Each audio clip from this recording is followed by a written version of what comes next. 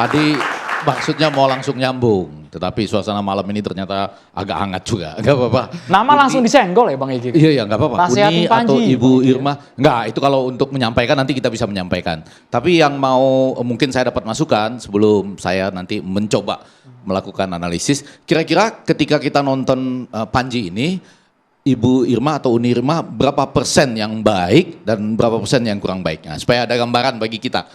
Yang mensrea khususnya. Nah, nanti saya mau tanya juga nih dengan ibu saya nih, Ya, dengan sahabat Prof. saya. Rati ya. Mama Prof, apa sih arti mensrea itu sebenarnya?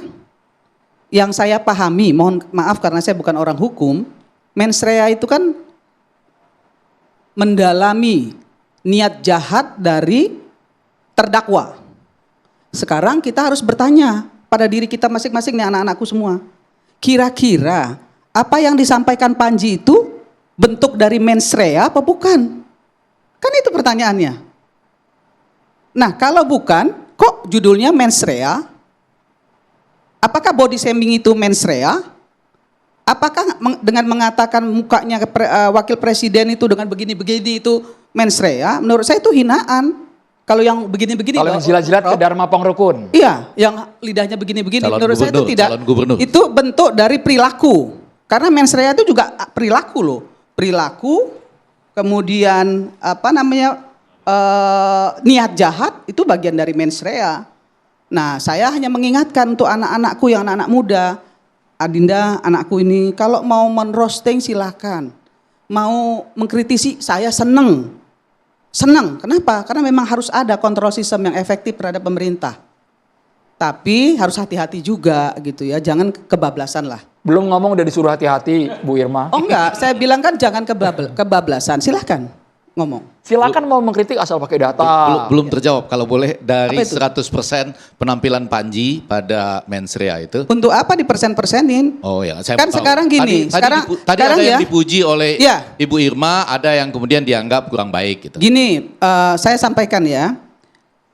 Kalau menurut saya yang melaporkan dan yang kisruh, saya cek ya, saya kan punya TikTok juga, yang kisruh di media, yang tidak senang itu justru masyarakat loh. Bukan pejabat yang meminta dia dihukum, nggak ada. Kami pun di DPR nggak juga terlalu pusing. Gibran pun aja santai-santai aja. Pak Prabowo apalagi, emang gue pikirin, mungkin kan gitu. Masyarakat yang ribut, kok bisa seseorang ngomong dengan lantangnya seperti ini, itu kan masyarakat. Jadi kalau saya nggak mau berandai-andai berapa persen, saya nggak mau, itu urusan surveyor itu nanti. Kan urusan saya.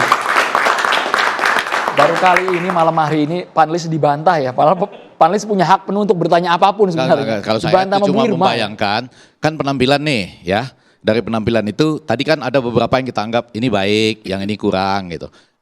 Kurang lebih bukan persentase berapa orang yang suka, tapi di dalam sebuah penampilan itu yang kira-kira kita anggap baik berapa persen, kemudian kekurangannya berapa persen. Itu aja tadi maksudnya gitu ya. Anda kan bukan gitu, saya nggak mau jawab karena menurut saya beliau ini kan dosen.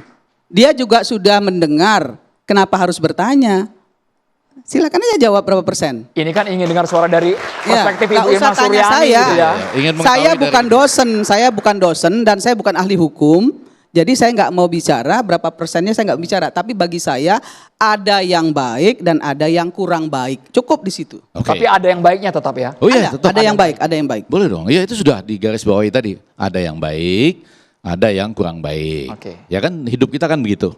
Tidak semuanya kurang baik, tidak semuanya tidak baik. Termasuk kacamata masyarakat ada yang suka, ada juga yang tidak. Yang bukti yang tadi disebutin oleh Uni Irma bahwa sebagian masyarakat kita tidak tahu afiliasi dari mana, buktinya menyerang balik Panji Pragiwaksono.